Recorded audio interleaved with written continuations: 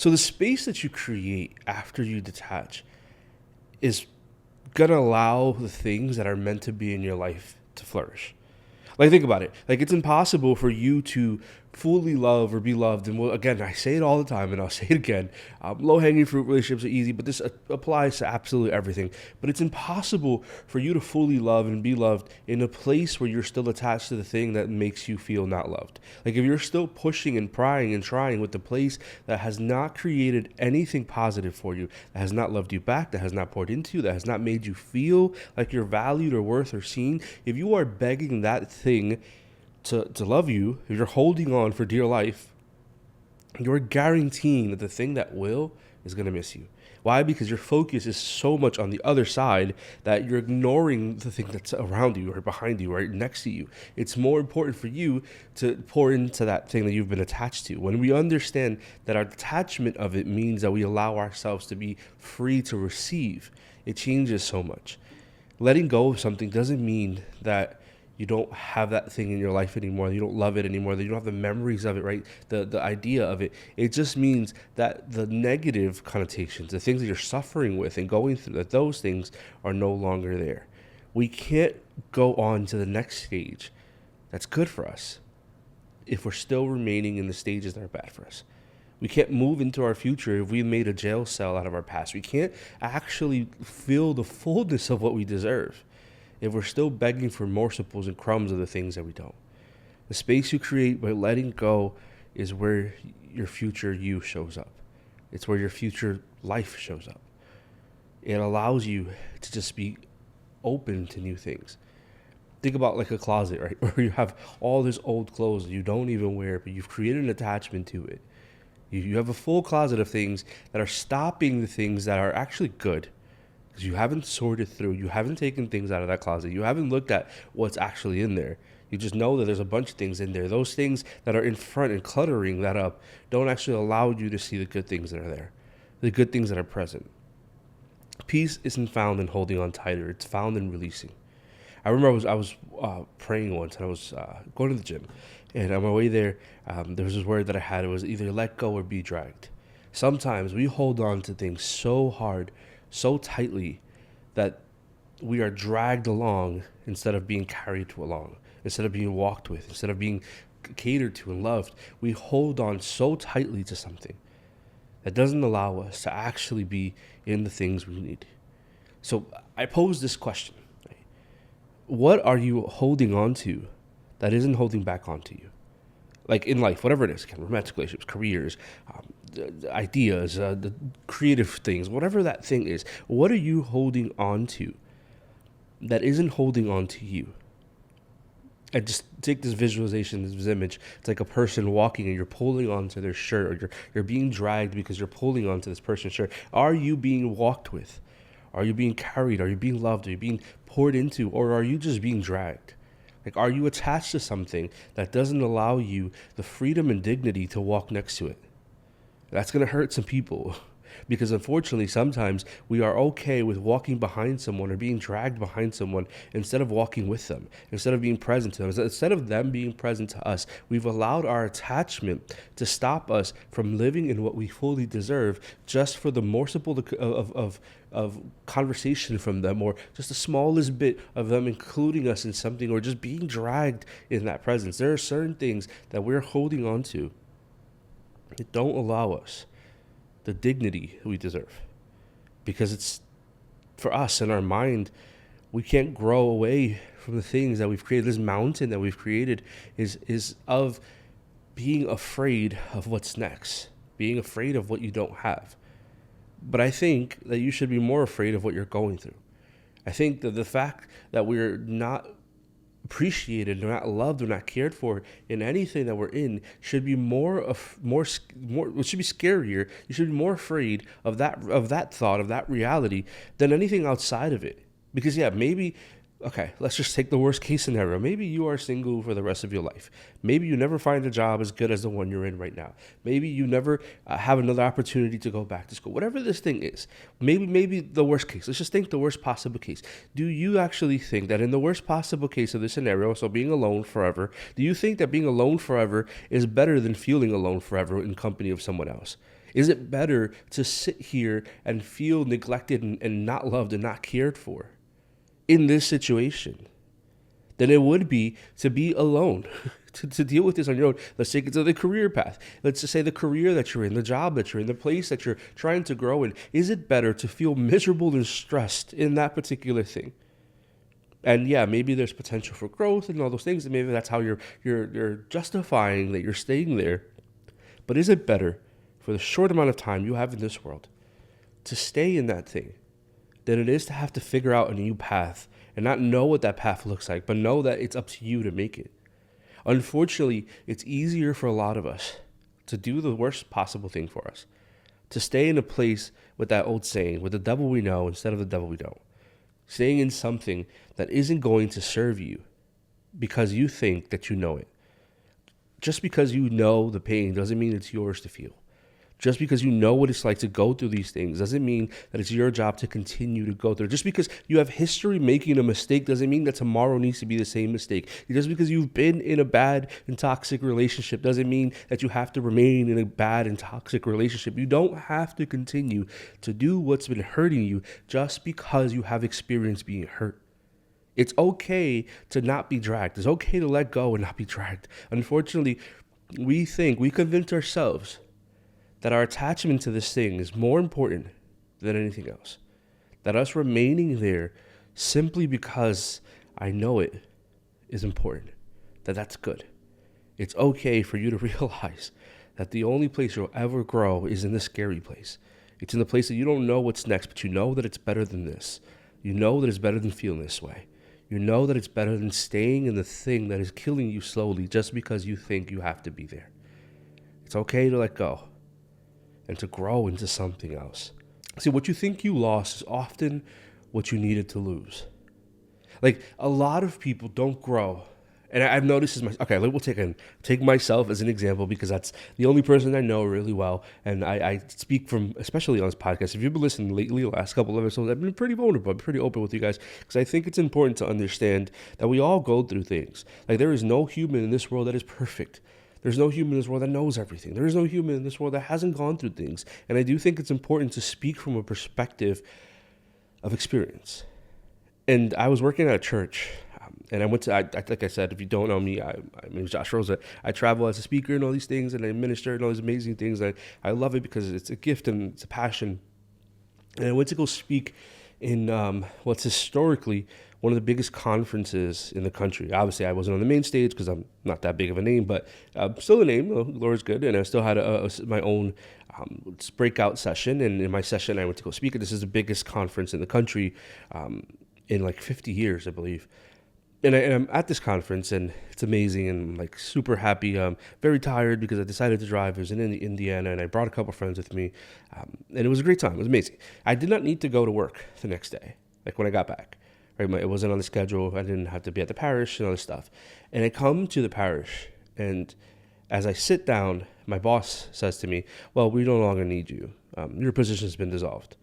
Now, in all fairness, in my heart, in my mind, in my goals, and my dreams, I fully intended on leaving that job because a lot of things were just weird there. Just not going too deep into that, but it just didn't make sense. And I just didn't feel right there. And I also felt like I was being called to other things and whatever. But I sat there and I was in this position, and they just told me randomly, with no warning really, no anticipation, no thought of anything else, not even a thought of what would happen to me, my life, right, what's happening after, because I had a lot of things going on. But he just kind of ripped the Band-Aid and said, "Well, you no longer have your position. Your position's been dissolved." They gave me a severance and all that awesome stuff, I guess. And it kind of forced me into something, kind of forced me into this like reality where I had to step into overdrive, into the things that I wanted.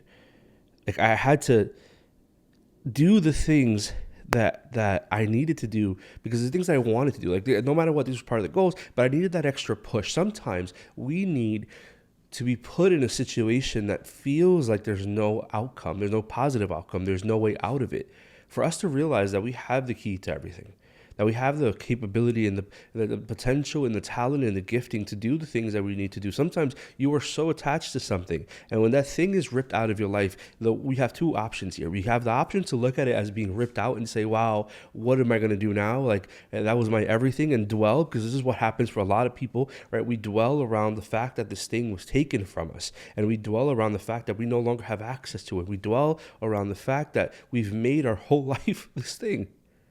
And the other option is to look at that as an opportunity to do the thing that you were afraid to do, because it was ripped out from under you. So now you have to choose, am I going to actually do the thing that I love?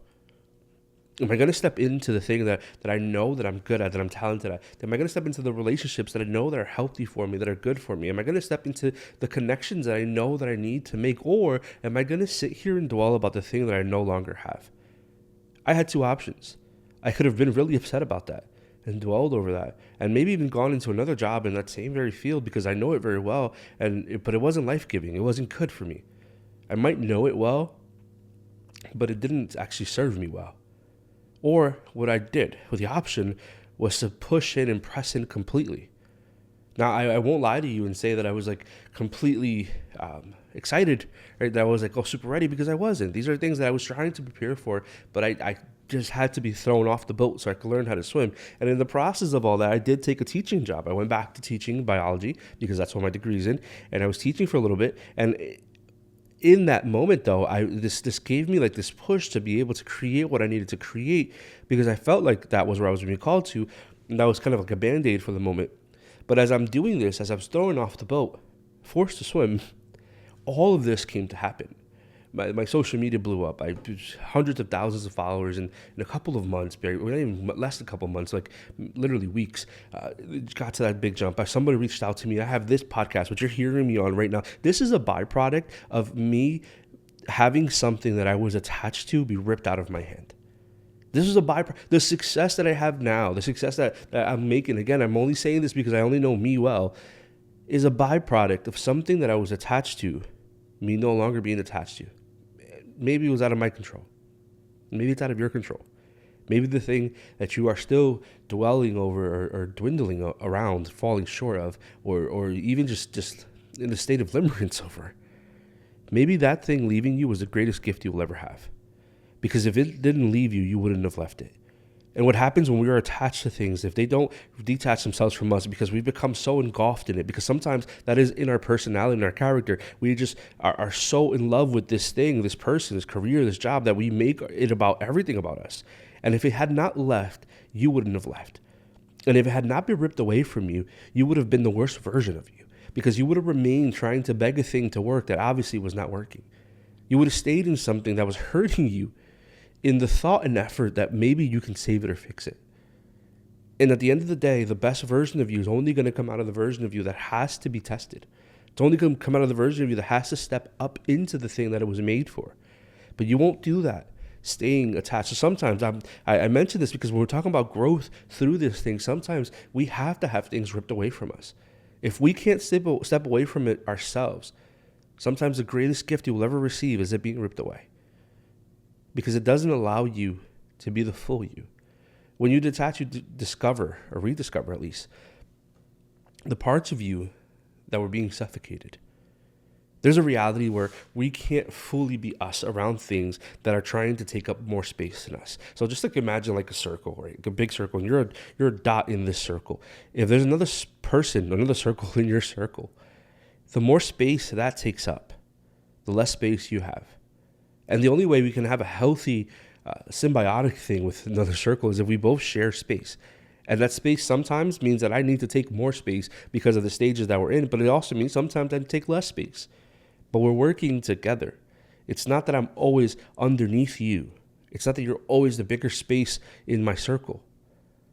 What happens with a lot of relationships is that we give so much space to that other circle that we're suffocating, you're dying. Because you haven't been allowed to breathe, to exhale. You've just been holding your breath, waiting for the pin to drop. And the unfortunate thing is that until we allow ourselves the space to move out of there, we're going to keep staying under. I mention these things again because sometimes our attachment to things, or even our detachment from them, comes from the fact that we don't understand our potential.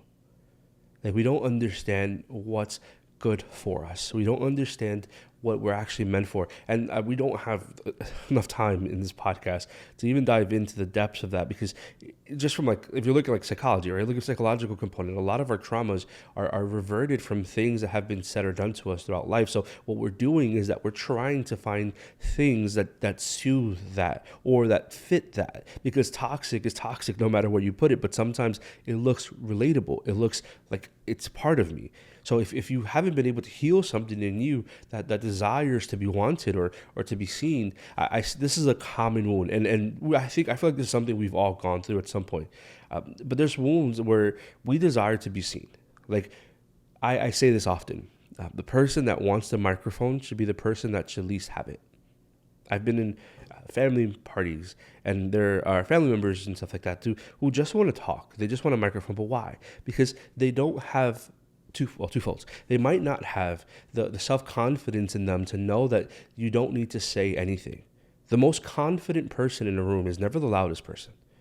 It's the person that knows that they don't have to speak up because their authority, their person, their this new term, aura, it's the thing that speaks louder than the words they could ever say. The person that needs to be loud and boisterous, that needs to bash other people, that needs to talk about other people, that needs to be seen, that needs to have the upper hand, that's the person that's most insecure.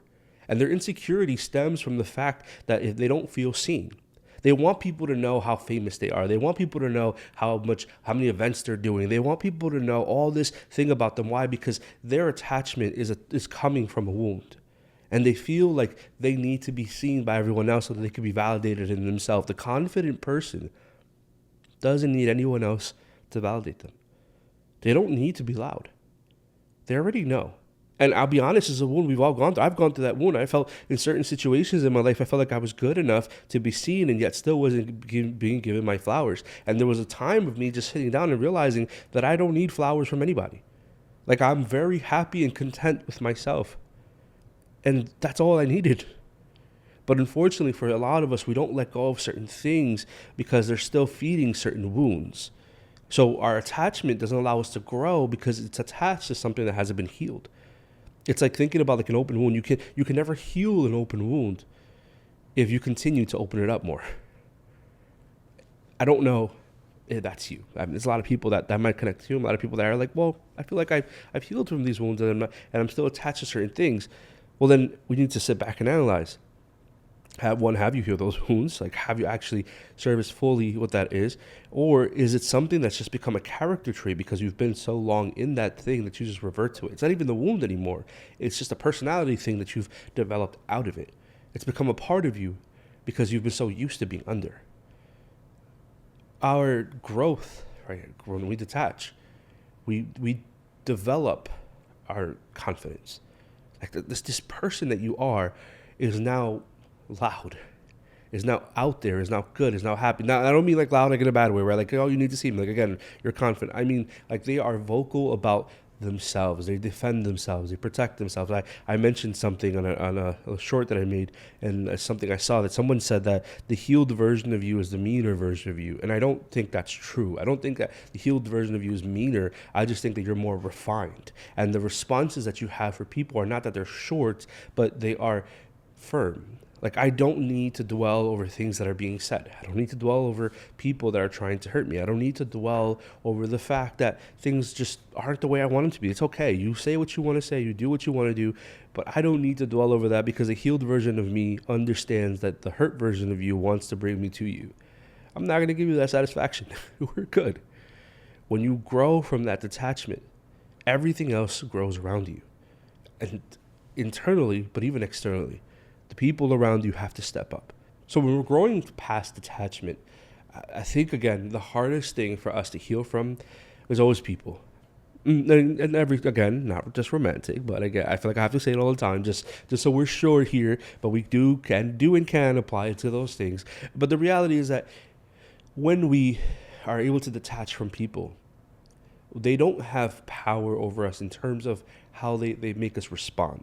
One thing is that you're going to feel things, right? It's inevitable to change your emotions right away, right? You're not going to just tomorrow, you're not going to listen to this podcast and be like, you know what, I'm going to detach and I'm going to stop doing these things and stop reverting to this. But you're not just going to stop feeling. Feelings are real, and it's okay to understand them and to validate them, to understand that you feel this way because you've gone through things. You feel this attachment to this job or this school or this community because you have emotions. And those things are going to be hard to get rid of. Your mind has to, of course, has to be stronger than your emotions. You have to repeat your things to yourself. You have to remind yourself of this reality. But it's a fact that you are going to have to be the one that says to your emotions the truth. Now, I want to just touch on something real quick here, because one thing that happens for a lot of people, and I feel like this is never discussed, so that's why I'm a little excited to discuss it. Communities. That is one of the hardest detachments to ever make. Like communities of people, like groups or sports or church groups, which is a big hurt, but we'll get to that one. Or just general communities in general, because these are things that we all need. Like as a human, intrinsically, naturally, you need community. You need people around you. And even if you're like an introvert, I'm an introvert. I'm introvert, extrovert. It's a little mixed thing. Actually, the word is omnivore. Whatever. You still need community. Even if you feel like, again, you're better off alone, you're not. Here and there, of course, to recharge, yeah. But there's still this necessity, there's still natural yearning to belong to something, to belong to a community. And the problem is that the more unhealthy the leadership in the community, the more toxic the attachments become. Like there are a lot of communities, and I'm going to speak from the church component because this is something I see often. There are a lot of church communities where leadership is about authority and never about change. It's never about love. It's never about good, it's about our peace. It's always about their power. And we see what happens in this dynamic is that if you don't adhere to community, we see this a lot in cults. I have this weird thing where I love like listening to cults. I think I might start another podcast later on just about cults, because I'm fascinated by like the human mind. Like the fact that people can sit here and really just join a cult. Like it's crazy to me. Like, I mean, I'm sorry if you're in a cult, I'm not offending you, but just that thought is just so amazing, because it's like, what is going on? And I kind of know what's going on. I always make this joke. I'm like, I'm gonna start my own cult. I'm not. But what happens is that there's an emotional attachment to certain aspects of things, and it's feeding and speaking into certain wounds in a person. So what happens is that they feel like they belong in this community. Now, I got to be clear. This can be good because those are things that need to be healed. But when the leadership is the problem, that's a problem. Because now it's not servicing the need of the person, but rather the need of the leader. And we have this attachment to communities because we feel like we owe them something. We feel like we owe big corporations something. We feel like we owe our old friends something. We feel like we owe our sports team something. We don't owe anyone anything. The person you owe everything to is yourself. Well, God, of course, but other than that, yourself. We have to be careful when we produce attachment with communities thinking that there's something positive. Again, I'm only speaking from my own experience because it's the only thing I know. But I've been a part of organizations, groups, church groups specifically, where I would give up my entire weekend for these people. And I would give up certain days during the week for these groups. And when it's, church and ministry is a little different because you are speaking on this and you're helping other people and you're evangelizing and you're living that out. But what we're talking about here is a greater scheme of community, that we create an attachment to something because of longevity. Like we create an attachment to certain things because of how much time I've invested in and how much tiredness I've given and how much just of my weekend of my life I've given to this thing. And I've actively seen people ruin their lives because they would rather be in the community that they're attached to. Like they won't grow outside of that thing because they rather be there. And I'm not saying it's bad, to be clear. I'm not saying it's a bad thing to be able to give your time. But the question is, how much of your time are you giving? Like, is it healthy? Is there a healthy balance between the time you're investing in something and the time you're investing in yourself and your life and your family and your future? You can spend as much as you want trying to heal that wound or pour into those parts of you that feels like it needs to be vindicated by these communities. But you're creating an attachment to something that's not going to let you grow. And there's a pain that happens when you let that thing go. And I want to speak into that real quick because we don't have a lot of time in this episode. But there's a pain that happens when you are stuck on something that meant a lot to you, but now you have to be removed from. And I need you to understand that everything has seasons. Like there is a season where you were pouring in, and if you were pouring in completely, that's okay. Listen, you did it, you were there, it's over. But you can't continue to hold on to a season that you're no longer in. You won't heal those wounds if you continue to stay attached to things or to communities or to careers or to people that aren't servicing the next stages of your life. Again, you can't move from a place that you're becoming, put yourself in a prison in. And we see this again in communities, but we also see it with people. There are friendships or romantic partners that we just never detach from because we've become so used to them. And I need you to understand that detachment is not the end of love. It's just the beginning of self-respect. You can respect yourself through it, but sometimes we've allowed ourselves to be disrespected to remain inside of. And that's not how that works. If someone genuinely loves you, you need to understand that they will never make you feel like you're living beneath your potential. Like if someone really cares about you, if they love you genuinely, they're going to do everything possible for you, not just to be the most joyful you, but to be the most purposeful you, to be the version of you that grows. And that's everything and everyone, every career, every community, every relationship, romantic or platonic or familial, whatever it is, every single one of those things are going to look at your potential and say, you can do this. And the person that doesn't is the person that's trying to control where you are now. So to be clear, detachment does not mean that you don't love. It just means that you love you more, that you start respecting you more. And sometimes God just removes things from our lives because we're not capable of letting it go on our own. Learning to detach from those things is going to be the greatest gift you ever give yourself because it's inevitable. It's going to happen. You're going to be removed. You're going to walk away. You're going to be pushed away. But the question is, what do you do next? So I hope this series on detachment and attachment in general just helps you grow. Like even if it's a small thing, even if it's something you need to heal from, something that you have experienced in and you've been stuck in. We've all, again, I've spoken from my own experiences throughout this whole series. We've all been there. And I also think that's very powerful to understand that you're not the only one that has gone through these things. You're not the only one that's going through these things. This series comes about from conversations with multiple people that I've had, right? It's not just something that I was like, oh, let me talk about detachment and attachment. No, because I've done it before, but it's from actual conversations that I'm like, man, this is tough. Like we're all going through this, and it makes sense to talk about something that is repetitive for a lot of us.